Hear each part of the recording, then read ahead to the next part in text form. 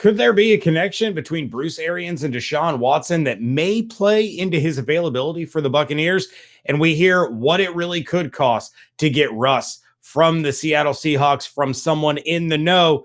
Finally, David and I are going to answer the question of the week about whether or not we would continue to follow the Buccaneers if they were to move out of Tampa. All of that and more on today's episode of the Locked On Bucs podcast. Let's get to it. You are Locked On Buccaneers, your daily Tampa Bay Buccaneers podcast, part of the Locked On Podcast Network, your team every day.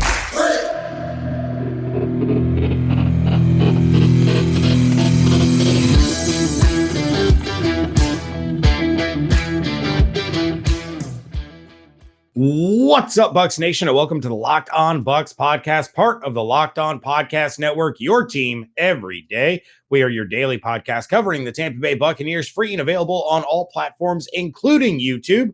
And we thank you for making us your first listen or first view of the day. I am James Yarcho. That is David Harrison. Both of us cover the Buccaneers for SB Nation's Bucs Nation. And when we aren't there and when we aren't here, you can find us on Twitter at JYarcho_Bucs, at DHarrison82, at Locked On Bucs, and at Bucs_Nation. It's amazing that it took until the Friday episode, David, for us to talk to one another again. That's true. Although, I mean, we've talked on social media, which is, I just like the way everybody talks nowadays. Talk on the show is what I meant. Yeah, absolutely. Bucs fans, again, thank you for making us your first listener, your first view of the day. If you haven't already subscribed to the YouTube channel, guys, we're so close to 1,000 subscribers. So please do us a favor and do that if you haven't already. If you have, we greatly appreciate you. Either way, just for listening, we appreciate you. But we appreciate you a little bit more if you go click subscribe. Turns out, guys, there's history between Deshaun Watson and Bruce Arians, and this may turn out to be a story of two guys who wanted to work together, finally getting the chance. And it's a lot like the forgetting his name now, Amir Abdullah story, actually, James, when Bruce Arians wanted to draft Amir Abdullah. Those dirty, nasty Detroit Lions moved up in front of the Cardinals, or were already up. I can't remember if they moved or were already there, but they took him. Bruce didn't get his guy. They got David Johnson instead. History was made. Things happened. Washington and Tampa Bay are the top two locations projected to be landing spots for Deshaun Watson, according to a lot of people, especially bookmakers. But one of those teams has a leg up in the Watson conversation because they've already got a voice of affection from the quarterback about the head coach. And you might have guessed by listening to the Locked On Bucs podcast, that team is the Tampa Bay Buccaneers. Back in 2019, Deshaun Watson said of Arians, quote, "I like Bruce. That's my guy," end quote. That's the whole story. Thanks for tuning in today, and we'll talk to you. Just kidding. So this comment came as the Texans and Buccaneers were getting ready to face each other in 2019. Back in 2017, when Deshaun Watson was drafted, the Houston Texans traded up to pick number 12 to draft Deshaun Watson, if you remember that. And in the week leading up to that 2019 contest, Arians admitted that Watson was their target at number 13. Remember, he was coaching the Arizona Cardinals at the time. Arians comments that Mahomes, Watson, and Lamar Jackson all slid, in his view, because teams viewed them as unconventional quarterbacks for the time. But now in today's NFL, they're bringing what every team is looking for. And his words back then, quotes, "That quarterback class is special."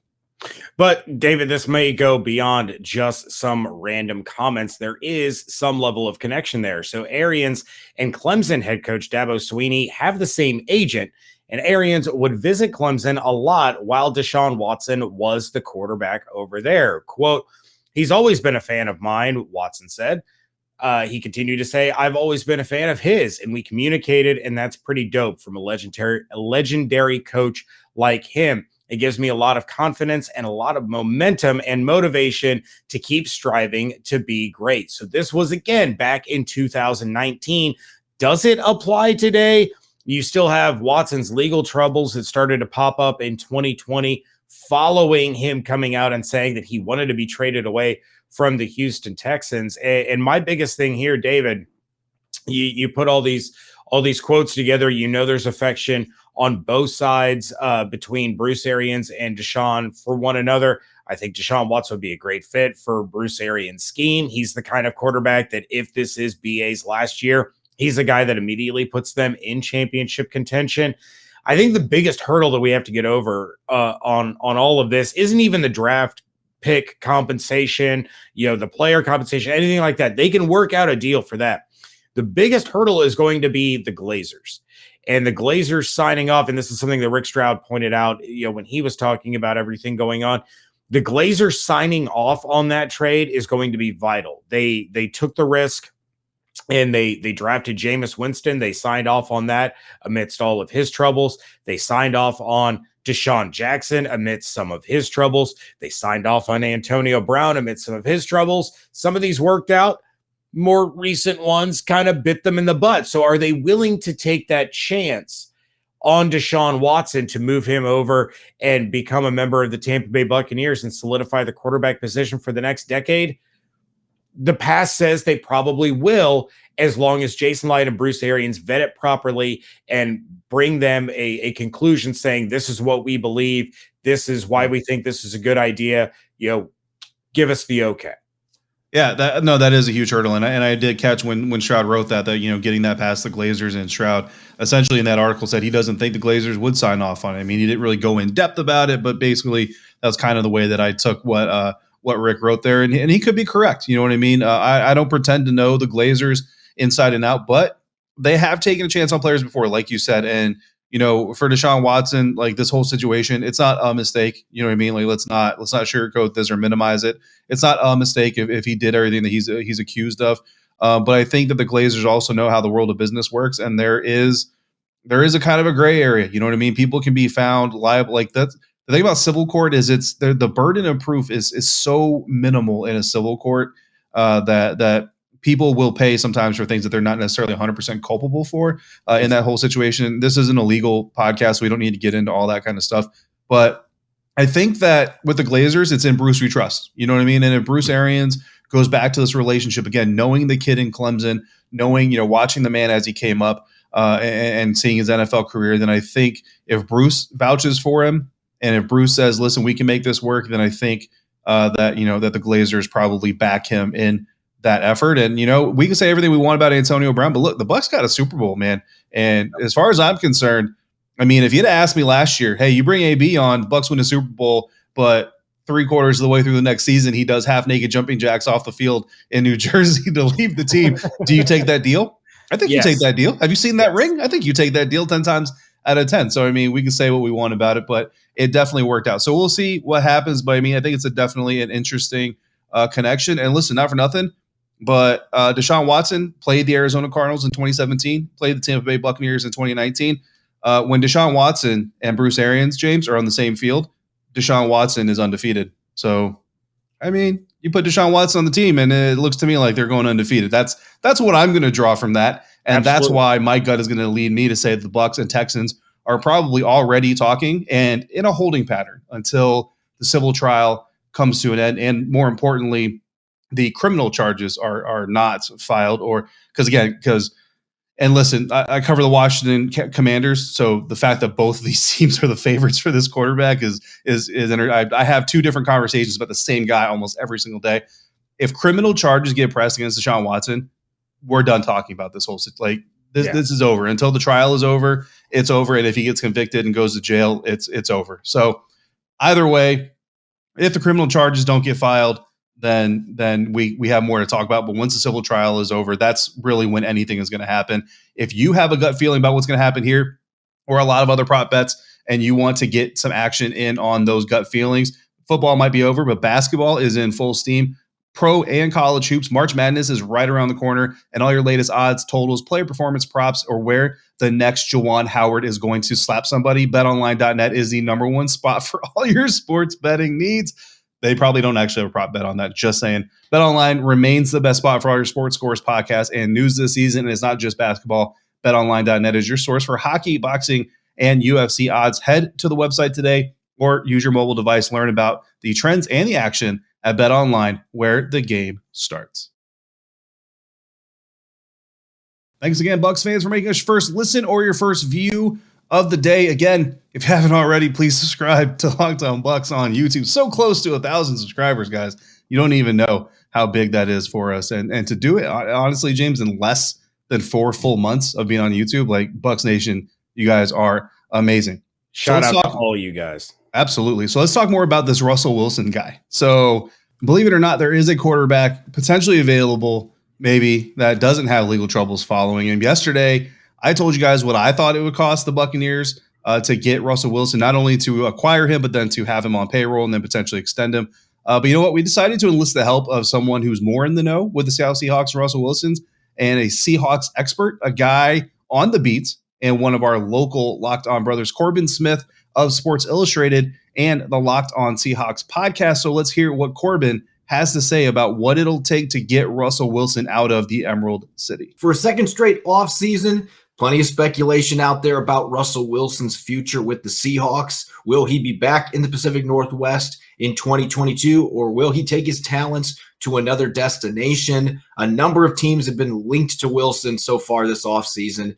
The Washington Commanders, Denver Broncos, as well as the New Orleans Saints and a number of other teams. What's it going to take for somebody to be able to acquire Russell Wilson? This isn't necessarily going to fire up other fan bases, but in order to make a deal work, the Seahawks are not in a position where they are wanting to rebuild. Pete Carroll is going to be 71 years old this next season. John Schneider is now going to be in his 13th year as general manager. They have a lot of pieces on both sides of the football they feel can help them contend in the NFC West. Despite finishing 7-10 last season, there's still belief that this team can bounce back and be a contender, not only in the division, but in the conference, trying to get back to the Super Bowl in 2022.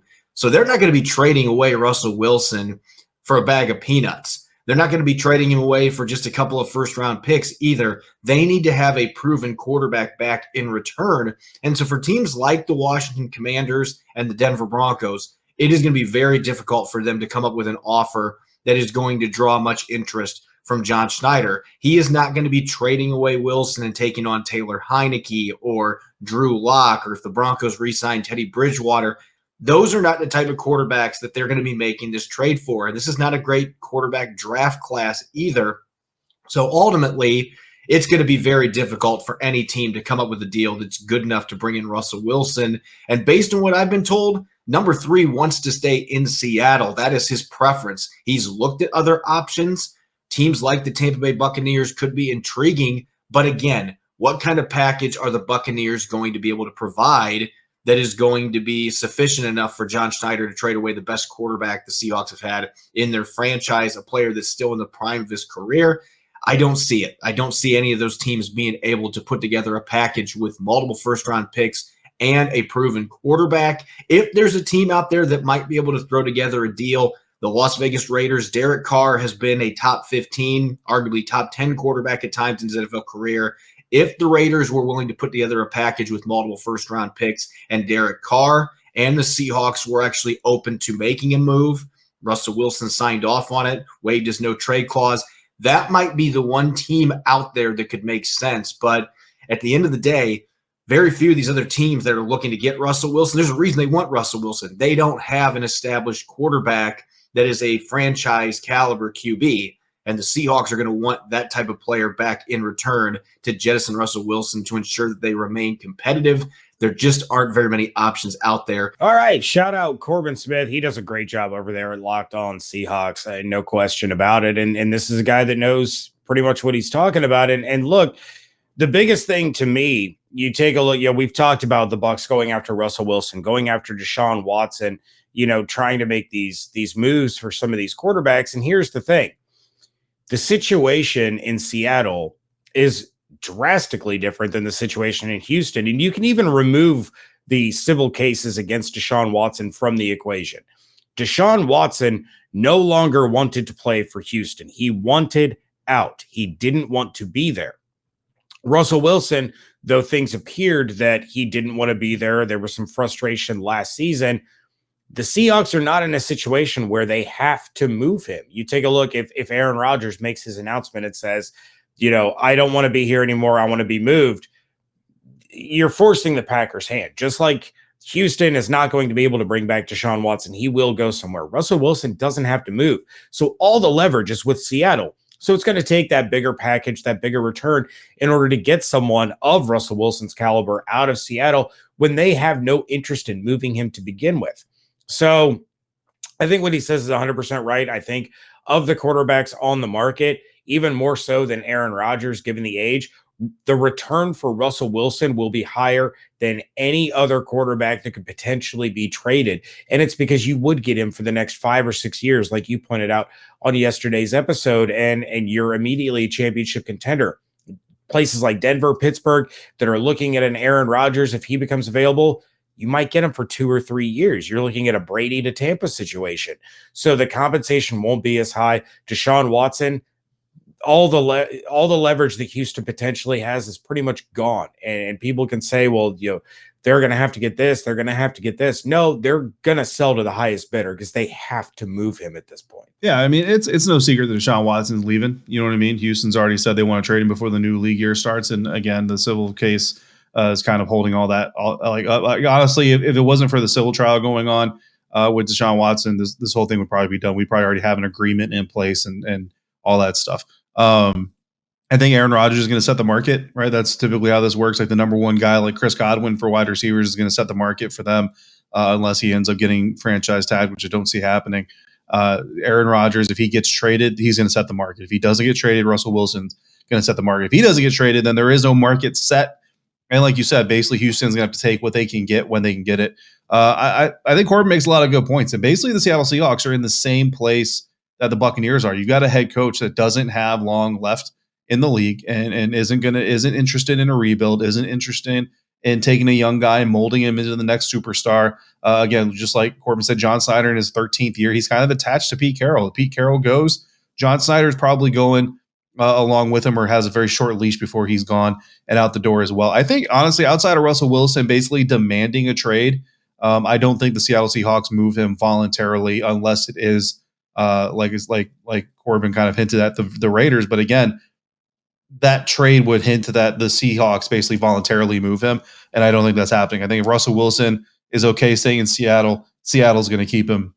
And that's just going to be how this goes. So if you're the Buccaneers, it's either Deshaun Watson or you hope that Derek Carr and the Raiders can't agree to a contract extension because they are negotiating. But there is a hard number that the Raiders ownership and general manager and front office has put together or has put in place. I don't know what that is. I don't know if Derek Carr knows what that is, but basically they won't go over X amount of dollars for Derek Carr. If Derek hits that number and doesn't appreciate the love going on in Vegas, he may say that he wants out. And look, you already know, James and I, this is a Derek Carr podcast. Like we're all about it. So if it's not Deshaun, then let it be Derek Carr. I honestly kind of feel like Russell Wilson is a little bit of a long shot. I don't know that Russell Wilson is a real possible expectation compared to these other guys. Yeah, it certainly does seem like the closer we get to the start of the league year, the farther away the chances are that the Bucs or anyone really is going to be able to land Russell Wilson in a trade. And look, I don't envy these GMs trying to evaluate the markets and evaluate trade discussions ahead of the new league year and ahead of the draft and ahead of free agency and having to take a look at all these things. It's going to cause a lot of stress on a lot of these guys. And I don't know about you, but I'm a stress eater. But luckily, I'm no longer downing bags of potato chips and pints of ice cream at a time. I'm just reaching for a Built Bar, especially these new Built Bar Puffs. If you haven't tried those, then you're missing out on one of the best tasting Built Bars out there. Puffs are the first ever protein-infused marshmallow.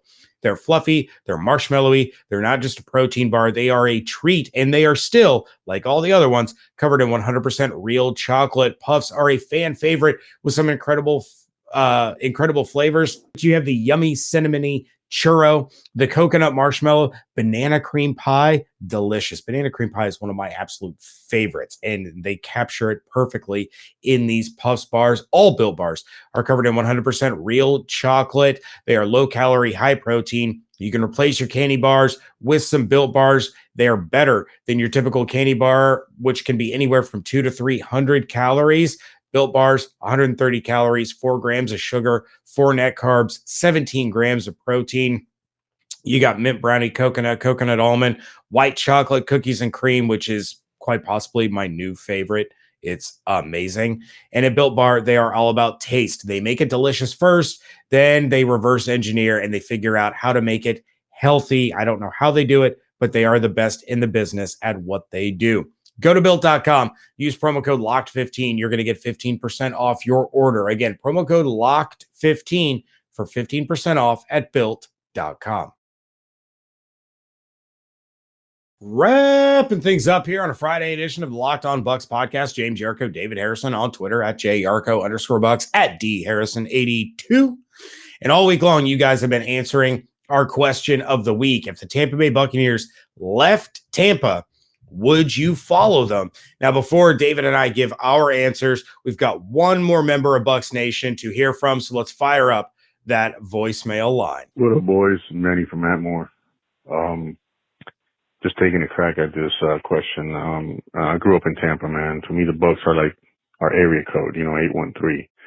It's just where we're from. It represents us, If Tampa ever left, if the Bucs ever left Tampa, I don't know, man. I mean, I love the team, but to me, it's more about pride and more about us in Tampa having a football team for this many years. Definitely be a hurtful thing. Definitely be pretty disappointing, but I mean, I just could not fathom with having to be a fan of a team from a different state, city, or whatnot when we love Tampa so much. And it's just a Tampa thing. It's just like I said, it's a pride thing. So I don't know that I'll be able to hang on to my love and how much I love the team and all that.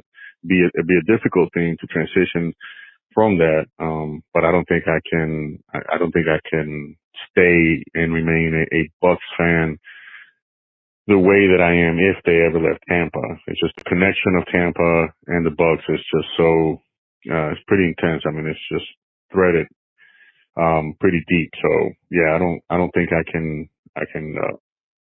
don't think I could do it. God bless, boys. Fire the cannons, baby.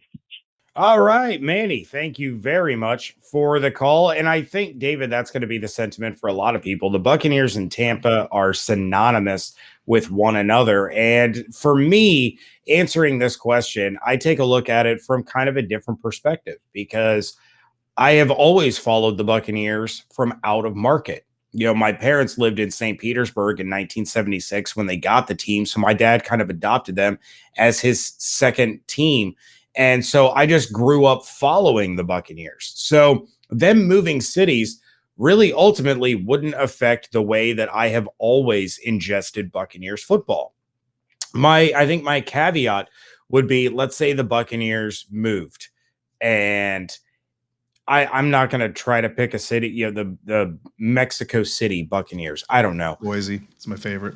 If they kept Buccaneers, I would continue to follow them the way that I do now. But as soon as they lose that identity, it's kind of like, and we've had people call in about it. It's like the Browns and Ravens. The Ravens gave up the history of the Browns franchise, even though they were the Browns. When the Cleveland Browns then became an expansion team, they got their history back, essentially. And so that's what I would follow. I would follow the history of the team. So if they move to Mexico City and then all of a sudden Tampa gets an expansion team 6 years later and they're going to be the revival of the Buccaneers, well, then I'm back to following whoever has the history of this team because that's the team I have followed since I was 8 years old. Yeah. So if you were a Sonics fan, you would not then be a Thunder fan. You would just wait until the NBA does the right thing and puts a basketball team back in Seattle. Yes, 1,000%. I would follow whatever team the network paid me to follow. I would be hosting Locked On Lightning. Yeah. So that's going to be my answer. A lot of great no wrong answers. Look, guys, I spent 12 years of my life in Germany. My formative years for like athletics was spent in Germany, and I've been over this before. We only had 3 channels, so you watched whatever was on. So we had no options of picking a team to watch. So like I saw the good teams. You know what I mean? I saw like the Cowboys. I saw Washington at the time was a good team. Buffalo was good for a while there. Like I saw, I saw the good teams because that's what they played overseas. Frankfurt Galaxy, that's my favorite team, and I don't know, they're still in Frankfurt, Germany, so I don't have to worry about that. Go Galaxy. By the way, they won their league championship this year, so back-to-back champions for this guy over here. But look, I mean, I would be sad if the Buccaneers left Tampa, and knowing some of the people in the organization like we do now, that to me, that's a little bit more important than the logos, right? I would want those people to still continue to have success. And speaking of that, there's actually a person that we know that's no longer a member of the organization, James, that we wish a lot of success to as well. Yeah, it was kind of surprising to see the announcement on Twitter on Thursday that Carmen Vitale is no longer going to be working for the Buccaneers as a staff writer. And of course, you guys have heard Carmen on this show numerous times over the years. We actually started calling her like the unofficial host. We would have her on so often, and it was always a great conversation. And she's been one of the best people to interact with and speak with regarding the Buccaneers, or just, shooting the nonsense and having a good time. It was great to see her at training camp. It was great to introduce her to my son when we were in Indianapolis and got to see her there. So I'm very heartbroken for the Buccaneers fan base. I'm sad, David, for you and I, that we don't get to, we don't get to have her on to talk Bucs. I mean, I'm sure we still could, but it would be in a different capacity. But I'm very excited for Carmen in the next chapter in her life, because she deserves all the success that she's going to find. Yeah, absolutely. And everything you said times two. All right. Well, we are going to drop our new question of the week on Monday's episode. If you have a recommendation as to what the new question should be, go ahead and send us an email to lockedonbuckspodcast@gmail.com, or give us a shout at 813-444-5841. Also, don't forget to subscribe to the YouTube channel. We are 16 subscribers away from 1,000. That is one of the milestones that David and I set for ourselves, and it is coming up. So we appreciate all of you that go over there and subscribe to the show on YouTube. Of course, we thank you for making the Locked On Bucs podcast your first listen or watch of the day. Now make your second listen the Locked On NFL Draft. Ryan Tracy and former NFL cornerback Eric Crocker bring the NFL Draft to life every day with insight and analysis on college football prospects and NFL front offices. Just like the Locked On Bucs podcast, Locked On Draft is also free and available on all platforms. So, questions, topics, you guys have the email, you have the voicemail number. For David Harrison, I am James Yarcho, and until we speak again, make sure you are checking out everything that we are writing over at BucsNation.com. Follow along on Twitter at Locked On Bucs, at JYarcho_Bucs, at DHarrison82, at Bucs_Nation. Be safe, be kind to one another, wash your hands, fire the cannons. We thank you so much for joining us right here at Locked On Bucs.